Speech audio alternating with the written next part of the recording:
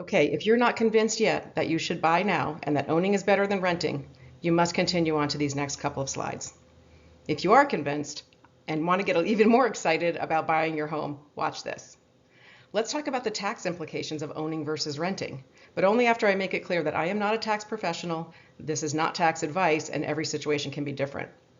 A high-level overview will show you, though, that itemizing deductions like real estate taxes and mortgage interest paid versus the standard tax deduction you've been taking as a renter can save you hundreds of dollars a month. I'm using a scenario of someone making $100,000 a year, taking out a $500,000 loan at 8%. That person saves about $6,000 a year or $500 a month by owning versus renting. I just want you to be thinking about this when you're comparing renting versus owning on a monthly payment basis. There really is a difference. Rates. It's top of mind for everyone, I know. Look, these are real numbers and real money. Rates going up to the 7s and 8s obviously impacted monthly payments, especially coming from the 2s and 3s. For those folks waiting for rates to come back down that low, you will be renting or living with your parents for the rest of your lives. They are never going to be that low again, and if they are, we probably have bigger things to worry about than what's happening in real estate. I digress.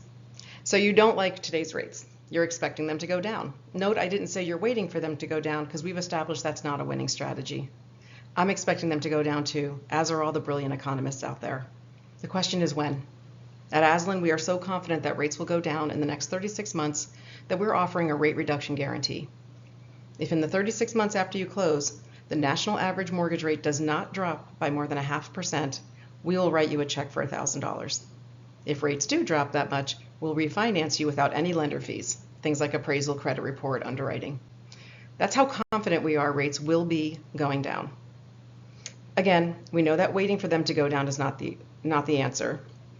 So let's take a little look at an example of waiting. My number crunching friends will love this. I'm going to compare buying today at 8% interest rate with the assumption that at the end of 3 years, rates will be 5%, and we're going to call that scenario now, versus waiting 3 years until rates are 5% to buy. We'll call that scenario wait.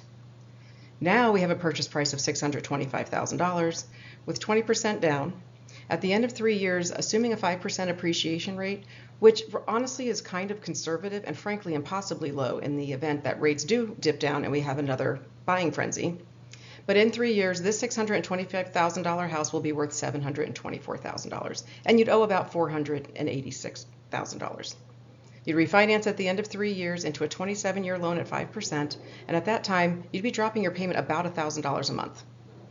I'm also being conservative here because rates will likely be low enough to refinance well before that. In the wait scenario, buying that same $625,000 house 3 years later means buying it for $724,000. With 20% down at a rate of 5%, the payment on that is about $550 less per month than the now scenario. So to clarify, you can wait to buy and have a payment $550 less, or you can buy now, refinance later, and have a payment of about $1,000 less. You might be asking, what about those 3 years I'm making the higher payment? Does that make sense? Well, if you rent for 3 years instead, we've established you're paying 100% interest. I'm going to use $3,000 a month as a rental amount since I'm trying to compare buying a $625,000 house with renting one. I think I'm being pretty conservative here as well because a house like that likely costs more than $3,000 a month, and most likely your rent is going to go up each of those 3 years that you're renting it. But we're going to keep it simple. Math is hard. I don't want to make this more complicated than I have to. Now for comparison, I can tell you that after 30 years, the now scenario saved about $200,000 over the wait scenario. But who keeps a house and the same mortgage for 30 years? Not very common. How about 5 years?